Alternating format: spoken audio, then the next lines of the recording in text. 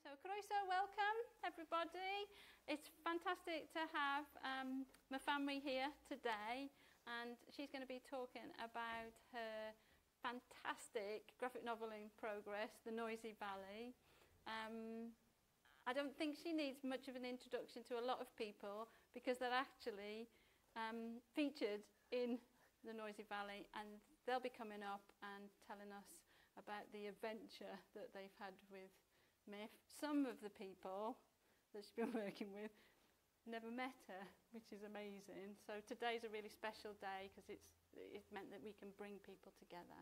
So Myf's going to tell you a bit more about the project and where she is now.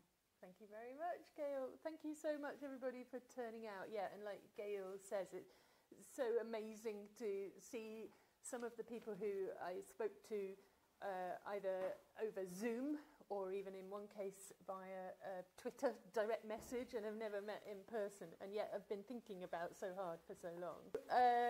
Just to briefly recap what perhaps a lot of you already know. So just over 2 years ago, out of the blue, I got an email from Gayle, who had seen my pictures of people protesting. And Gayle was saying, would you like to exhibit your pictures in our gallery? And so I jumped straight on Google Maps. So, well, where's this? Rhondda? Never heard of it. Had heard of it, but didn't know much about it. Had a look at it. I thought, oh, nobody's ever offered me a solo exhibition before. Of course, I'll jump at the chance. How wonderful. So I didn't know anything about the area. I didn't know anything about workers. But I will say that that invitation has been such a gift to me. It's really changed my life, and sort of, it has changed my life quite genuinely. Like over the last 2 and a bit years, it's changed the way that I work. It's changed the way that I see the world. It's really been something for me. It's taken me into a new way of making comics. So making comics is my thing, it's my passion. I don't know how many of you here read, well, I call them comics. You might want to call them the fancier term of graphic novels, which gives them a bit of legitimacy. But it's something that I've always been really, really passionate about, and here was a whole new avenue for me to explore. And I've absolutely loved every minute of discovering more about the Rhondda, pronouncing it right. Gayle taught me how to pronounce it, I've been practicing, and meeting the people here. So the drawings that I was asked to exhibit initially, they were all about protest, and the reason that I started off on that strand was that I got really cross about, and you may not be aware, or some of you may be highly aware, that the previous government had started cracking down on the right to protest, and I think this came out of a bit of a fear. Like they saw Black Lives Matter rising up, they saw Extinction Rebellion getting a bit more powerful, Just Stop Oil, and they thought, oh, we can't have this, we're a bit afraid of the people's voices rising up, we've got to crack down. But I strongly believe that protest is a really important part of democracy, right? So you only vote once every few years. That's when you can really have your say. But what if the people who get in then go off and spend the next sort of 4 or 5 years doing things that you really don't agree with? Well, you can go out and you can march peacefully and with your banners and make your point. And if enough people feel the same, then you can bring about change. So I'm just a silly old comic drawer. I thought, what can I do? I can't have much of an effect. But never mind. I'll just draw these pictures and see what happens. And then I ended up drawing 50 like pictures of people with their banners or with like different slogans that I liked. And then in between those pages, I put some pages together about kind of like what I just said, really, like why do we protest and how can you protest safely in a day when, you know, there's quite a lot of police observation and, you know, things can get nasty if you're not lucky. And that's what Gayle saw, and that's why Gayle got in touch with me. So fast forward to the day that I came down to the workers for the very first time, with Kat, who we're going to hopefully see shortly. She gave me a lift in and we zoomed along through the mountains. And I thought, oh my God, I've never seen anywhere like this before. This is a totally new landscape. It's so stunning and beautiful. And I was invited to give a talk, sitting right here where I'm talking now, which I was very happy to do. And I thought, well, while I'm down here, why don't I do another project? I'll ask local people to tell me their memories of protest. And then really quickly, I thought, really quickly, remember that word quickly, right? I'll just really quickly put together a scribbly little comic or a zine with people's memories of protest. And I distinctly remember on the way down thinking, oh, maybe I'm going to look silly here, like asking for memories of protest. Maybe nobody will have one and I'm just going to be twiddling my thumbs. That was the wrong thing to worry about. So it turned out everybody had a story of protest or boycott or, you know, one time or another campaigning that they'd stood up. And of course, like here we are in almost the centre of protest, what with the miners' strikes and the proud tradition of standing up for what you believe in, and the Welsh propensity for telling a wonderful story. So what I ended up with almost was like almost too many stories, and that is why it's taken me more than 2 years to keep drawing. I have got a day job as well, so I don't only draw comics. So it's all been like weekends, early mornings. So I came down to give my talk, met Gayle and Chris for the first time, saw my exhibition, invited people to share their memories, and then Gayle was really helpful in sort of setting up little interviews. And those interviews have all happened, like some of them happened face-to-face that very time. So I spoke to Jenny and David Hearn as well. And then subsequently, some of them happened over Zoom. So like with Jill, I'm just seeing her face-to-face for the first time, which is lovely. And Katheryn as well. And then Maria literally was over Twitter direct message. So piece by piece, the stories came out. And I've got to say, it was such a privilege to hear these stories. Thank you so much to everybody who shared stories that were sometimes quite personal or very personal. So, because once you start talking about what you really care about and the times when you've actually taken the trouble to stand up and go, hey, that's not right, these things touch our very hearts and they are really important. And it feels like quite a responsibility to translate them into paper form. They were also meaningful, and it was important for me to preserve that meaning. We're going to hear more from those people in a little bit, so I won't dwell too much, but I have got some little gems, I think, that I took away. So, and some of these stories were about actually what, on the face of it, you might call a small protest, like maybe one person protesting about something they really care about. But as I drew them, I realised they all held a real universal truth. And, you know, there was an amusing story about a secretary that you told me about, a secretary at the law courts who staged a one-woman protest because from her office, she couldn't see the office Christmas tree. So she was marching up and down the office with her placard. But when I spoke to her friend about it to get further details, it turned out that actually it was about more than that. It was about the fact that as a secretary, she'd only ever been seen, oh, you know, pass that on to the secretary, she'll deal with it. And they'd never been seen as valuable parts of the office environment who were doing an absolute, you know, vital job, and the office would fall apart without them. And that protest did get things changed. So not only was the Christmas tree moved so that everybody could see it, but apparently there was like a new respect for the skilled work of secretaries. And yeah, we'll hear from Maria later about her one-girl school sit-in and what that meant on a wider scale. So that was just one person taking one action on one afternoon, but it's resonated through your life, really, and sort of affected the way that you see things. And hopefully taught teachers that they can't just write children off for, you know, like being meaningless or whatever. Like each child has a rich life. But then again, some of the stories I heard were about really significant historic protests that were world-renowned. So events like the Aldermaston Marches or the Greenham Common Peace Camp. But they all had a link to the Rhondda through the people that were telling me. So these people either lived here, grew up here, or protested here. And David Hearn, who many of you will know, has got a real strong link to the work, as he told me all about being a jobbing photographer for the papers, and that was back in the 50s and 60s. And he photographed the Aldermaston marches and the anti-Vietnam protests in London.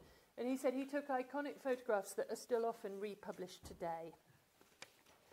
And I found David Hearn actually a really fascinating person to draw. He's 90, right? He's 90 now. But he was talking about a time back in the sort of 50s and 60s when he was a young man. And actually that is quite a challenge as an artist, to meet somebody who's 90, cast yourself back in time to imagine. And actually, fantastic. I was moaning to Gayle about this, and she went, oh, well, there's actually a movie online that you can watch, a Ken Russell film called A House in Bayswater. And there he was. There's this startlingly attractive young man, I must say. But actually, that gave me a real insight as well into, like, you can't see people at face value, right? You can meet them and you can understand who they are right now, but you need to also look back at all the experiences that have shaped them into what they are now. And I think Katheryn's story proves that point as well. So her story was about going to the Greenham Common Peace Camp, and we'll hear from her in a little bit as well.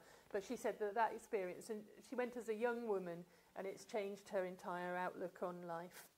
And I have a link with Greenham as well, only a little one though, but I think my interest in protest partly comes back from having been taken to places like Greenham Common when I was a little girl. And my mum was the local membership secretary for the campaign for nuclear disarmament. And so that being taken when she had no babysitter to meetings and vigils and protests and things was just like a standard part of my upbringing and how I saw the world. And I was just given this lesson, I guess, that strong women stand up for what they believe in.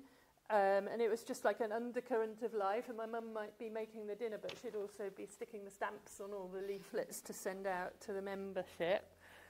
So actually, to hear Katheryn's story, so she was just that little bit older than me, and she actually joined the peace camp. So my mum just took me there for a day to go and sort of offer support and see what was going on. But Katheryn actually not only lived there, but got arrested while she was there, so a real commitment to the cause. And the reality is, just talking to Katheryn, that was a real education for me, and I just found that story so meaningful. And in fact, actually, it's Katheryn who, when we were talking, she casually just came out with this line that I think encapsulates the whole of this project, in fact. She said, it's about what ordinary people do, because what we do is quite extraordinary. It's like, oh. Write that down. That's going in the book. You should have copyrighted it, Katheryn. You should have copyrighted it. T-shirt, yeah. So as you local people probably know, but it was news to me, the Greenham Peace Camp started with a march from Wales. But most of the stories in the project happened right here in the Rhondda. And now I'm going to embarrass myself by not being able to pronounce any local places. I know I've got them all wrong already. But there was Patrick Jones, who told me about the campaign against the waste processing plant in the Sahoe Valley. What is it, 9 Mile Point? Is that what it's called? Yeah. And John Geraint, he remembered a march against the closure of the Clunapia Hospital that went through Tony Pandy. Edit that bit out. And I definitely can't pronounce what Jill was protesting about, which was a landfill site at the very top of a mountain and how it affected all the communities that were directly below it. And the first person I spoke to was Tracy, who's there. And that was fascinating and a real new perspective on the miners' strikes for me. So I knew about the miners' strikes from the papers growing up in the 80s. But Tracy was just a young child at the time, so what she told me was about growing up with the strikes in the background. And again, it's like a kind of normality for a young child. Whatever you're born into, you just think is normal. But that idea of like the dads being away striking and the mums rallying together to feed these families that are having no income, it's all been a massive learning curve for me, really, and so fascinating. And then there's Jenny, she's here as well, and she was involved in the Save the Northern Meadows campaign in Cardiff, And she told me this fantastic story. I don't know if I should steal your punchline before you speak. But she had a mobile phone, and she suddenly realised she was surrounded by police, and this phone had all her contacts on it and all her sort of messages that had gone back and forth about the plan for the protests and so forth. And so she threw her phone right across the police line, and she just casually went, "Oh, I was a javelin thrower at school, so it's easy enough for me to do." And then there's Kat, who is going to be turning up in a bit, we hope. And for her form of protest is the way she lives her life, which is a very mindful approach to consumerism. And again, I just found that sort of quietly educational, really. And I was really pleased to be able to just spread that as an idea through the medium of a graphic novel or documentary comic. I've been really struggling with how do you explain to people. Like, it's not a comic like the Beano or the Dandy. It's not a graphic novel because it's not fiction. It's documentary, so it's almost a whole new form in a little way. And this is the first time that I've made a comic based on real life, or a documentary comic. So I've been admiring other people's comics in that form for a while. There are people like Olivier Cugley, who interviewed refugees and sort of put a real human face on them. And Kate Evans, who's done a lot around, again, refugees and protest herself. So I had to learn all these new skills, and part of it was talking to people at quite length, sometimes for like an hour, and then editing that down, and trying to, maybe sometimes reluctantly, just leaving some of the bits behind because they were fascinating, but they didn't quite serve the story, really. And I already knew how to make comics, but translating a conversation into comics was new for me. And I also learned what the pitfalls were of this project that I somehow had created for myself, not really expecting to at all. It feels like a real responsibility drawing real people who are still alive, and knowing that they'll see your pictures that might not be quite as flattering or as realistic, as good a likeness as you would like them to be. And even if it is, it doesn't really matter. 99% of the people who read that comic will never know whether it's a good likeness or not. And it doesn't matter in terms of getting the story across. But when you finish the comic and you have to pass it back to the subject and go, here it is, there is a moment of like, oh God, I'm so sorry if I didn't quite get your face right. Anyway, as time went on, it just became clear that this was a lot more than the little comic that I'd initially had in mind. So I've been dedicating a lot of time, all my weekends, all my mornings, and then last year I entered it for a competition called the First Graphic Novel Competition, and that is run by this lady here called Katheryn, and it was shortlisted. It didn't win, but it was shortlisted, but that did really give me a lot of confidence to know that it wasn't just me who thought there was something significant here. And of course Gayle and Chris have been amazing champions all the way through, cheering me on. And since then, Katheryn has become my agent, which I'm really pleased about. She's helping me sort of edit it, because actually what we ended up with was a series of stories that we now want to make into a slightly more coherent, comprehensive whole. And so Katheryn's been really busy submitting it to publishers and suggesting little tweaks that I can make.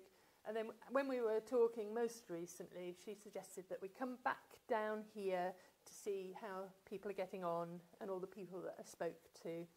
And that's something I've been thinking of anyway, but it's always a joy to come and see Chris and Gayle and the beautiful area and the community. So that's it really. I just want to thank everybody very much, all the people who are involved. And now we're going to hear from some of those people. Well, thank you very much. My name is Jill Evans.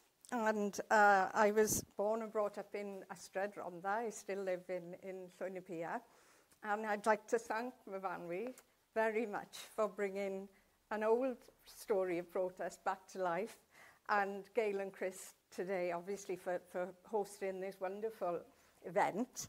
And for any of you who've lived in the Rhondda all your lives, you know that it's a history of protest.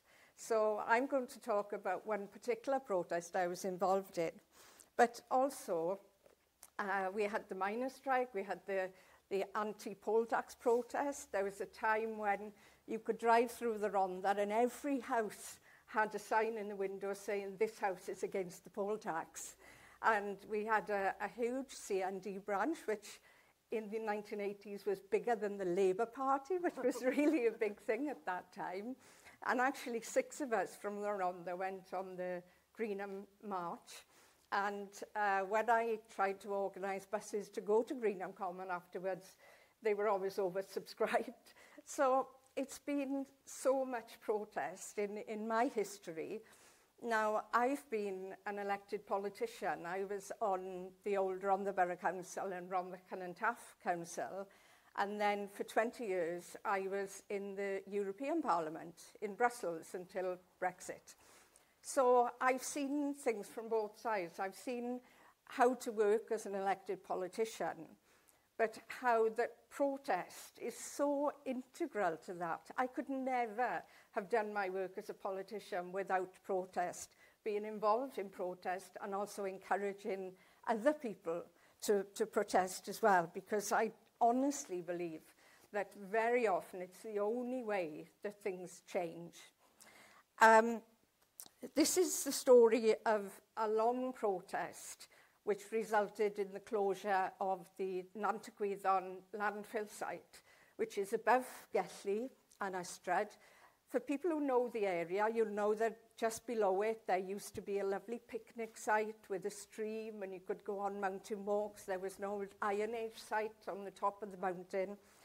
But in the early 1980s, Rhondda Borough Council realised, after they shut the incinerator in Porth, which had never worked properly anyway, that they needed to find a new landfill site. So they looked at 8 or 12 sites and chose this site in Nant Gwyddon, right on the top of the mountain. A lot of us protested at the time and objected in writing, but the site was given planning permission and it was going ahead. Of course, to create the site, they had to build a road up the side of the mountain. And because it's so steep, it couldn't be built straight up. So the road goes like that, back and forth. And they actually got over £2 million from the European Commission at that time. It was the first time Europe had ever given a grant for a landfill site.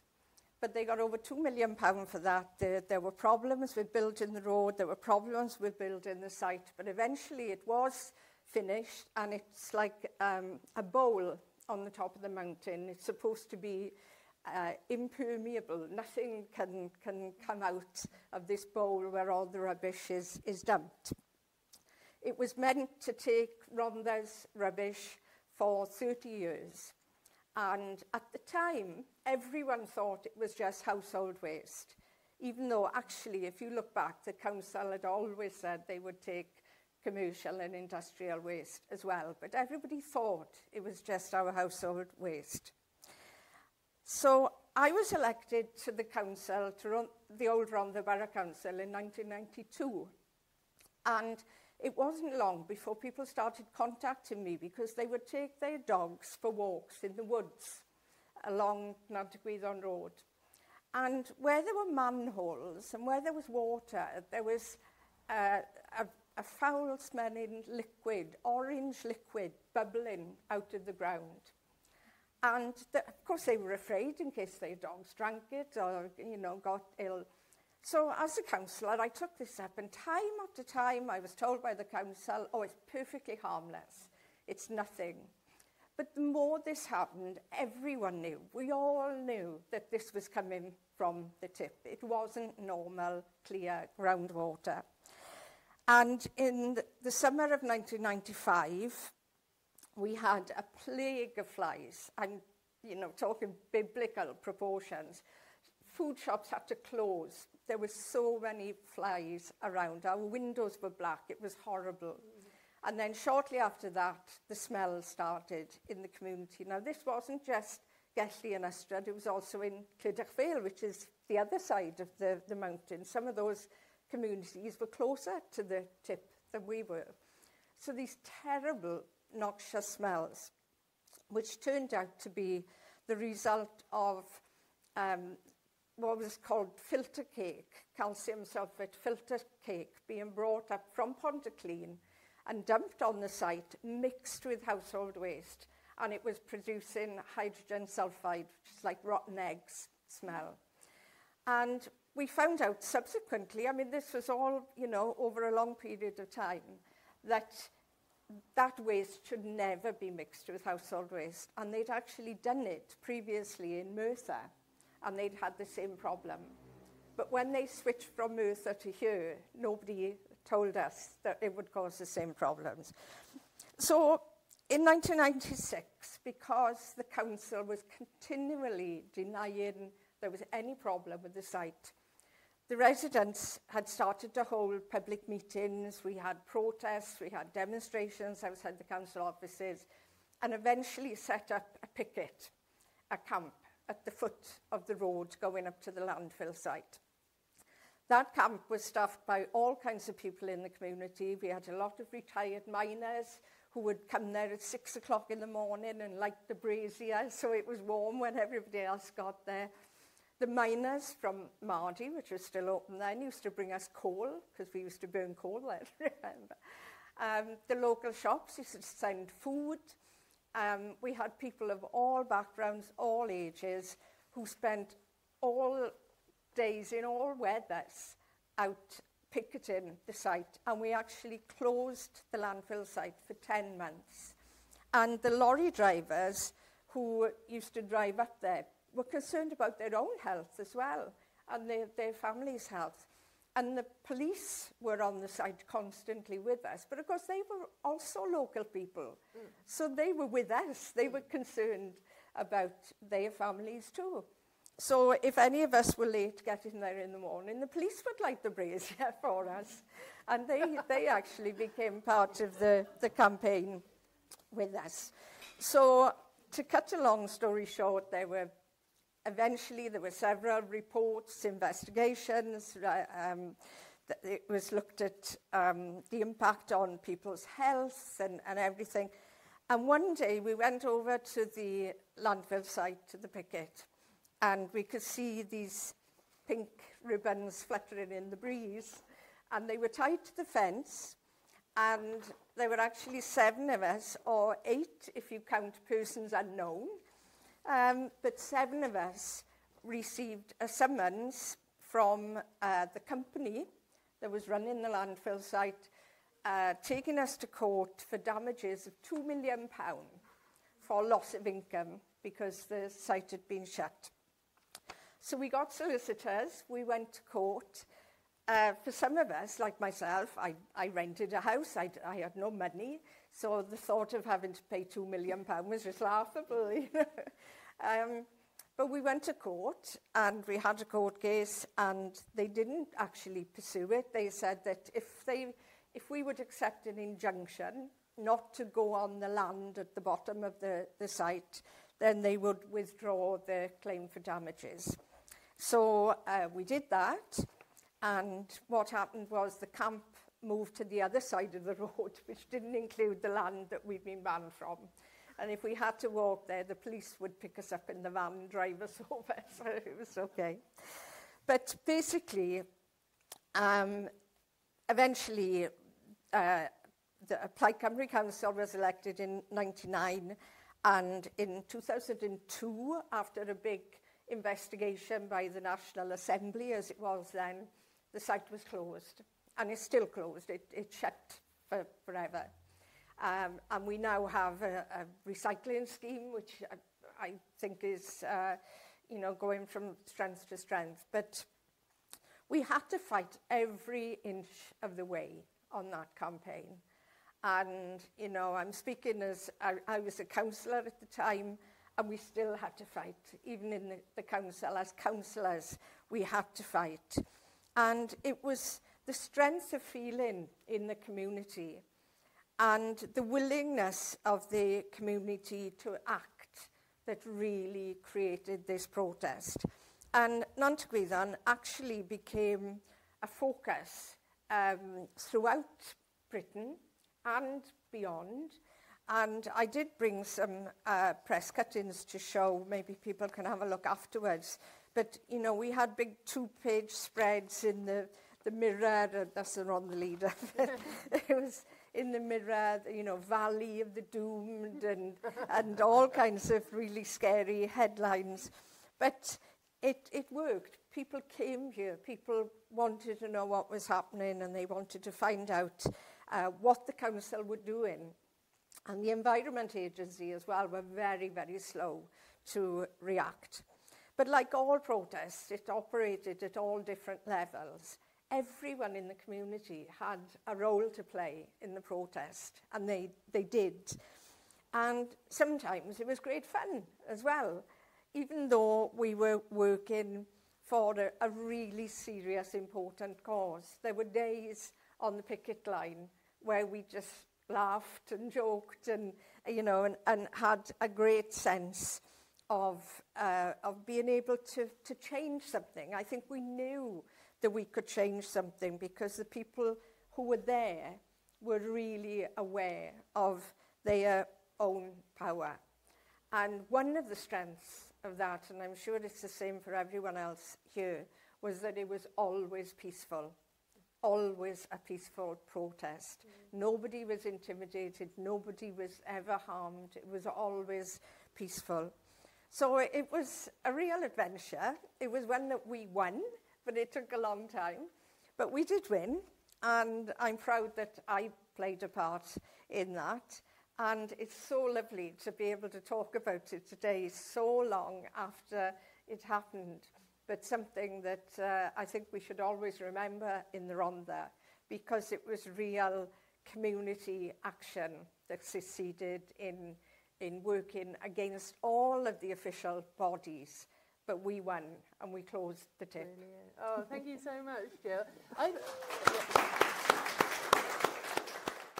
And I think we're going to have Jenny next. The Northern Meadows was a 23-acre beautiful meadow, woodland, mature oak, beech, hawthorn, chestnut, birch, wide open grassy areas edged with hundreds of trees and dense thicket of blackthorn, brambles, wild rose, ferns, buckthorn. I could go on. These wild spaces were home to something like 46 recorded species of invertebrates and mammals. I can remember walking through there and seeing many varieties of butterfly. There was a thriving song thrush area that they came back to year after year. And probably the most upsetting for me, and I think probably Nia at the back, is that there was a big colony of dormice. I never saw them, but they were there, and we know they were there.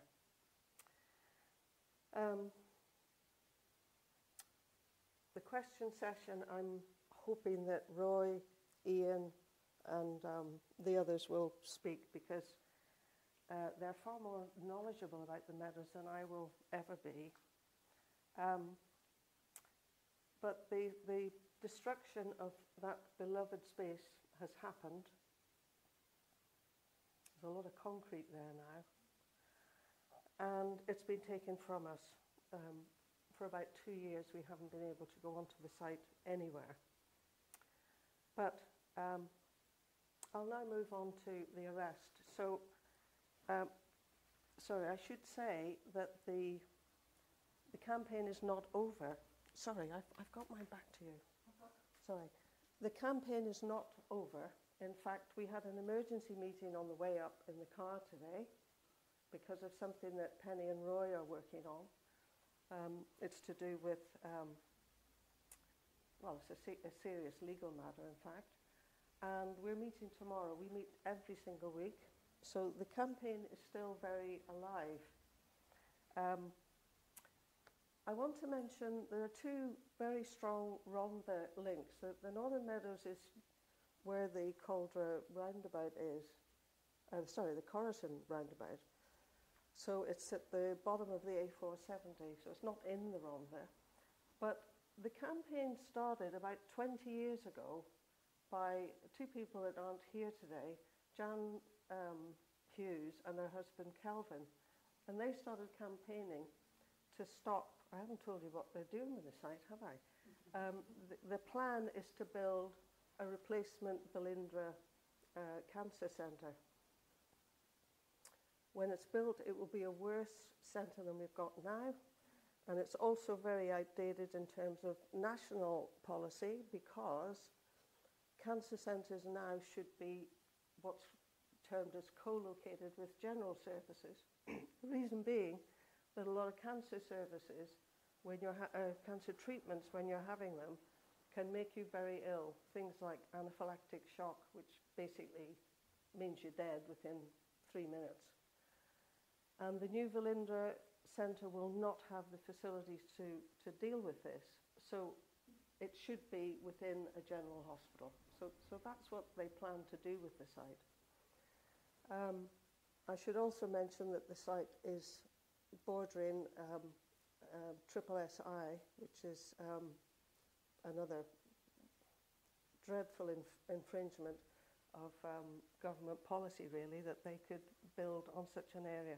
But the Rhondda Link, as I say, Jan and Kelvin started protesting about this 20 years ago.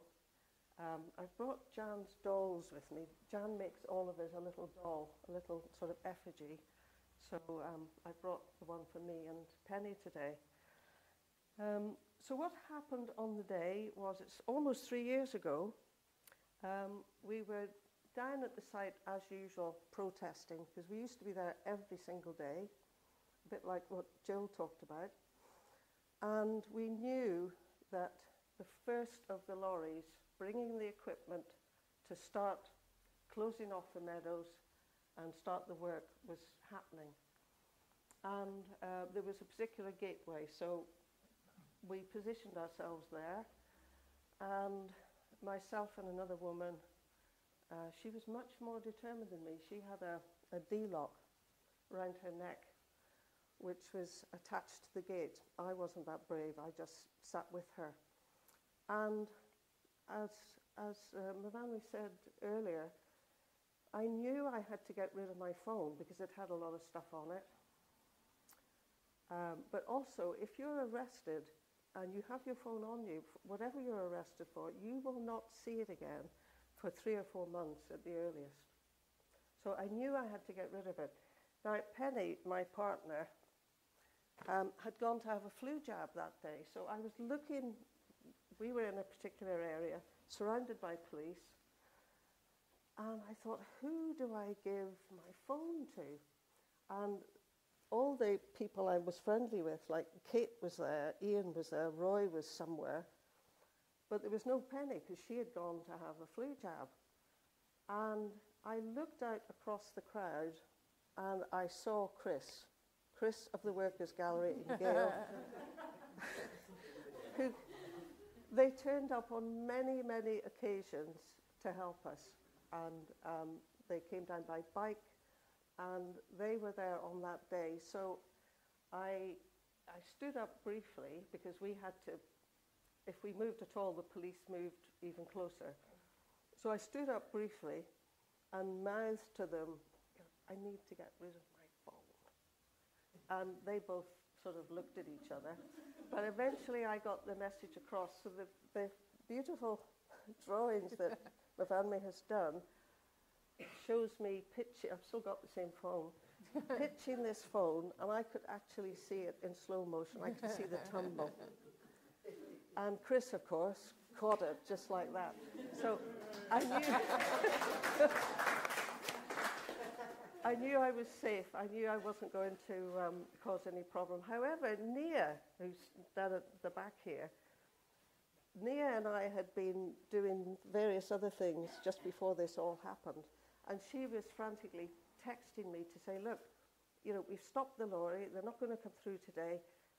You two could move away. And what we'll do this. And she had all these other plans. Well, of course, I had no idea that people were planning other things to do. You don't really need to get yourselves arrested. This was all going into my phone, which I no longer had. And then I think the battery ran out anyway. So Chris and Gayle couldn't even have picked that up. So that was happening.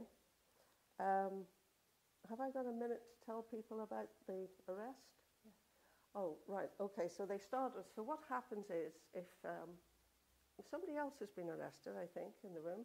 Anyway, when you get arrested, they... Surely all of us have been arrested. What happens is you do get a warning, and they warned us when these very young, almost like trainee police officers came up and said, we're asking you to move, and we said, no, we're not going to move, because we were stopping this lorry, as far as I was concerned, and this was in my statement later on to the police, I was stopping an illegal action by the contractors. I was stopping them because they did not have the dormice license in place, and that's a long story. But so that I felt I was doing something legal, and but after a while they sent in more senior officers, and we chatted to them and made it clear we weren't going to move. Then they sent in the special task force people with what are they called? Tasers. Taser guns, yeah. And believe it or not, the rather portly one that came and sat by me was from the Rhondda. And I had a long chat to him about things. But all the while, he was, you know, very, very close with his hand, his finger just below the trigger. And I suppose it was meant to scare us. And I just thought, well, I know he's not going to set that off, but he might do by mistake. It was a little bit scary, I suppose. And he said, is there anything that we can do to get you to move? And I said, yes, there is actually. And he looked quite pleased at this. I said, what can we do? I said, well, there's a chap out there. He's in conversation with Ian, and Ian will be giving him, this Ian here, because Ian had David Powell pinned, telling him, this is it, what you're doing is illegal. I said, if you could go and tell David Powell that it's not legal what they're doing, they must stop. No, we can't do that, he said. He said, is there anything else? I said, oh, there is one other thing.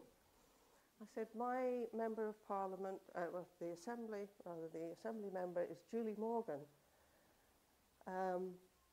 Ring her, tell her what's happening, and get her up here. No, we can't do that. So that was that.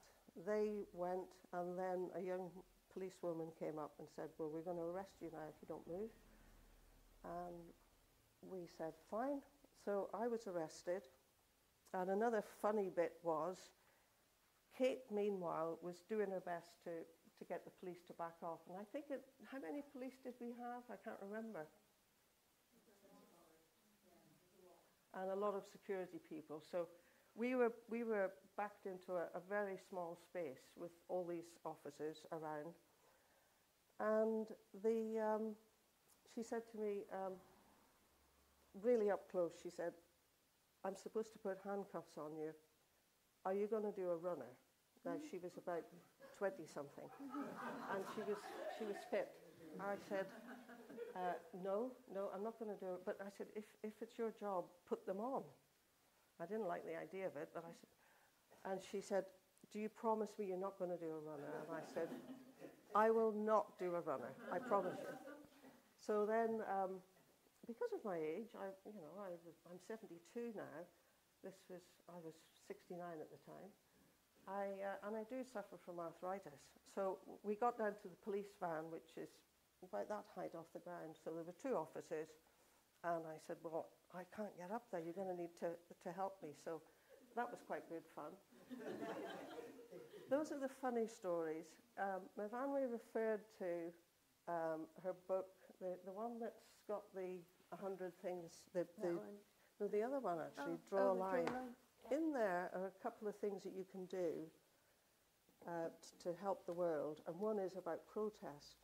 And one of the things Myfanwy mentioned was the fact how much the law has changed. So in 2022, the Policing Act came out, and in 23, the new Public Order Service Order Act was implemented. The things that I did that day with the woman I was arrested with, if we did now, the maximum sentence at the time, we were arrested for what's called aggravated trespass, which is a criminal offence, but the maximum fine was, I think, £2,500, and the maximum prison term is 3 months. The law has changed in that you can no longer get away with a static protest, and that's what the Northern Meadows did most of the time. Always peaceful, as Jill said, but static in that we would stand about. And now you can be moved away for just doing that, and if you don't move, you can be arrested. So it's much more draconian. In fact, even normal trespass now is you can be arrested for. That D-lock as well. The D-lock, if you Locking did on, that, it's called, yes, isn't it? yeah, yes. I was eventually I was interviewed. I think about 11 o'clock at night. No solicitor, because it was during tail end of COVID, I suppose. And during the interview, they produced a photograph. He said, "I'm going to turn this paper over, and it's a photograph. I want you to look at it." And it was my gardening gloves. I've got them here, still in the police pack. And that was classed as going equipped, because they're big gauntlets. They're leather gauntlets.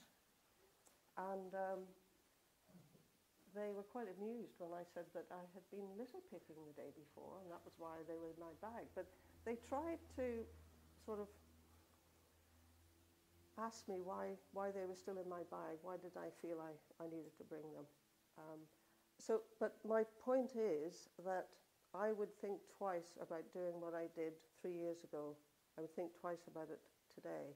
It would have to be a very good reason to get me to do that again, because you've seen the sentences that have been handed out to Just Stop Oil, and some of them have just done what we did, just sitting, blocking traffic or whatever. And some of these young people and older people are in jail for several years. Something I want to read, if I can find it quickly, just to finish, was something that we read this morning from Just Stop Oil, which is to do with 2 of their people are in court next week, I think it is, and it's to do with injunction. And of course, all of us have been served an injunction. In fact, Penny and myself separately had to appear in the High Court. So I've got a criminal conviction. I didn't actually get a conviction. I'm not sure if they even really said, but it was criminal conviction, or criminal offence, I should say, and then a civil offence, which was to do with the injunction. But what Just Stop Oil wrote today in an email to all of their supporters is, injunctions are a collaboration between corporate power and government power. And that really does sum it up, because the injunction that we're all subjected to is until July of next year, which means that we can't, well, the list of things is enormous. So we can't do anything. But what it has, to end on a better note really, what it has meant is that it has made us far more powerful in terms of what we write. And we're constantly finding, so we've got evidence that people have lied, we've got evidence of bid rigging by the companies that are involved in the building of the centre, we've got evidence of lying at the very highest level, we've got evidence of just wrongdoing at every step of the way, and nobody wants to listen to it at the moment, but I think eventually people will have to acknowledge it. I haven't mentioned the costs. The costs of this clinic have risen to more or less £1 billion, and it should have been opened last year or the year before. It's probably now not going to open until 2028. So what have I left out? Nothing. Oh, the dolls, right, yeah. Well, the other thing is we were going to hold another raffle, so this is what's called the prison food. So lots of those. I won't pass those around because they're probably dangerous by now. If you get arrested, you'll get lovely little prison shoes because they take your shoes away. The dolls. Yeah, I'm very happy to pass the dolls around. So this is Jan from the ROM there. She made one of these for each of us. So I'll start. You can pass them Amazing. around. Glasses and everything. Yeah, that's Penny and me. Yeah. Passing around. Yeah. Thank you so much. Yeah. That was great. Yeah. Really, really good. Thank you.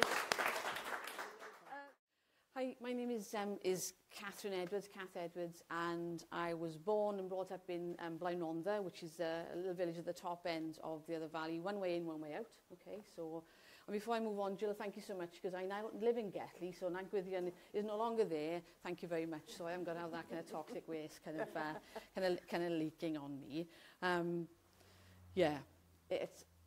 It's just to say, my story is about my experience with Greenham Common, I guess, you know. So that's an anti-nuclear protest, and let me thank you, Jill, because I know you were on the march that kind of started this stuff. This group of crazy folk who decided to march from Cardiff to Newbury, you know, just to draw attention to the fact that cruise missiles were about to be based in a USAF base up in Newbury. And my journey with this conversation starts maybe 8 months after you'd arrived and set up camp. And and so I was 18 when I started this journey of mine, I guess.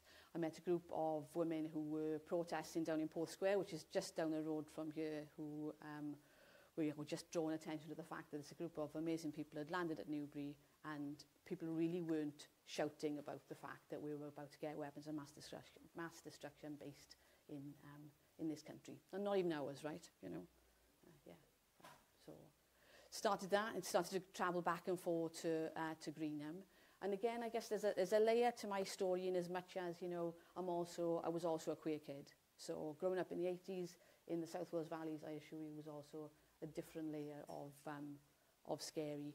Of course, we had Thatcher, who very nicely also legislated against my very being, so I took that really personally as well.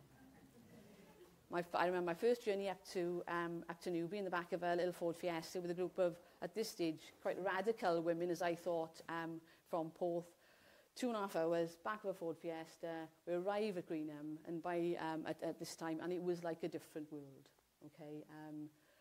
There were Buddhist monks drumming, you know, it was just the most remarkable experience as we land with a group of people who would all come together, irrespective of class or race, but certainly come together to protest against cruise missiles. And I guess that was my kind of journey, my awakening, my start of this. So I started to go just on weekends as a weekend protester, and then found myself, you know, really drawn to the camp and what that meant and my ability to make change, I guess. So I ended up living there for maybe 2 years. Within about 9 months, we decided we were going to, again, you know, when you get a group of like-minded people together, you start to, you know, over a cup of tea around the campfire, you would decide how you were going to, you know, raise the profile of the protest. So we decided that we would, and if anybody's ever been, if you've not been to Greenham, well, it looks nothing like it did then. But the main camp was just outside the main gate. And so there were just 2 large gates, and inside there was a small sentry box. And so we sat there one evening and thought, okay, righto, how do we start to raise the profile here? How do we get some additional press? And so we decided, a group of maybe 30 of us, that we would rush the gates and take over the sentry box.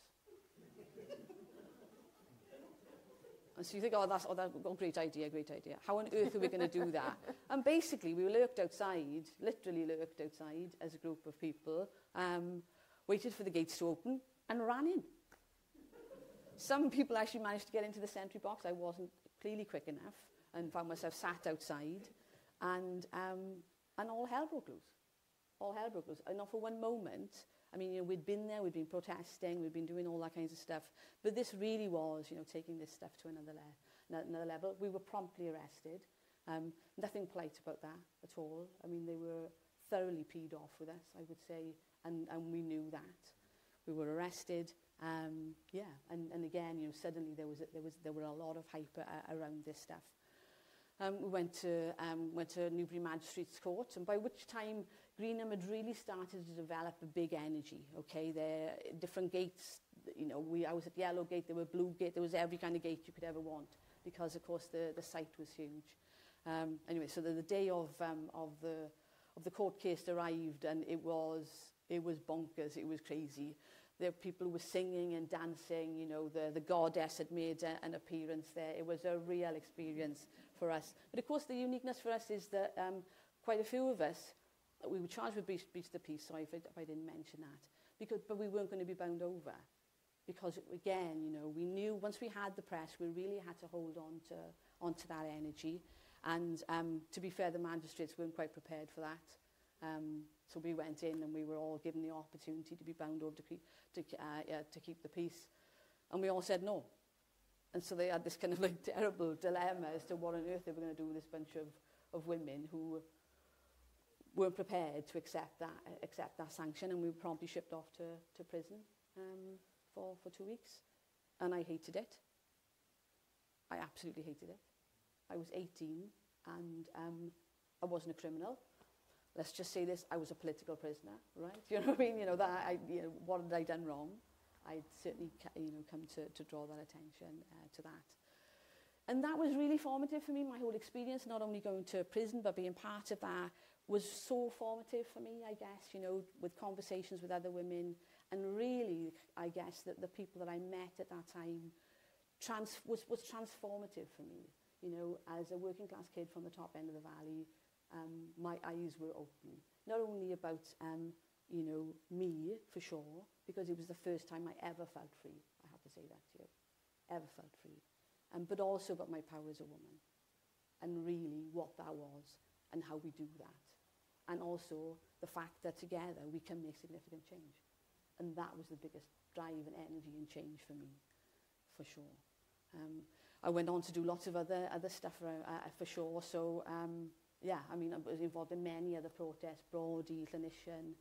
It was a real journey for me. I mean, what I would say to you is when we came out of prison, I think there was a bit of a myth that we were greeted with joy, because there was a huge stigma attached to, certainly I felt that, and lots of other women felt that. If you wanted to live, if you wanted to train, for instance, two of the women that were arrested and were part of that protest wanted to train as nurses, they couldn't train in Glamorgan, they had to go to Southdown. They wouldn't allow them. And really, that arrest still haunts my DBS. Still haunts my DBS, so yeah. So whereas it was amazing for me on a personal level, it had huge implications for me professionally and really with my family. You know, God love them. I didn't know what to do with me. My family didn't know what to do with me as well, because they clearly had this crazy person living there. But I mean, there are very few people I've spoken to about this journey. I mean, we were asked to do a film with the BBC about the 40 years of Greenham, and for the longest time, I wasn't going to do it. I wasn't going to do it. But thank you, Myfanwy, because actually, you know, that, and then Gayle suggesting that I should do this, thanks. It's been really important for me, because I've been able to, I guess, make my peace with a lot of that stuff. I've had conversations with my family we never spoke about it. When I came back, we never spoke about it. Lots of my friends, very few of my friends, really understood or would have the conversation. It was really interesting. But what I would say to you is that we can make change. I mean, you know, ordinary people do extraordinary things. You know, none of us, I guess, would identify ourselves as being remarkable necessarily. We just do what is necessity because we can. And we can, and I guess, I mean, just to finish this, we can make a difference, you know, in so many things. You know, I think it's really important to try to live our values, you know, so once you've been in this stuff, it does change you. And I think, you know, just from whether you could do that, you know, politically or in your work, but just you are so important. Yeah. Thank you so much.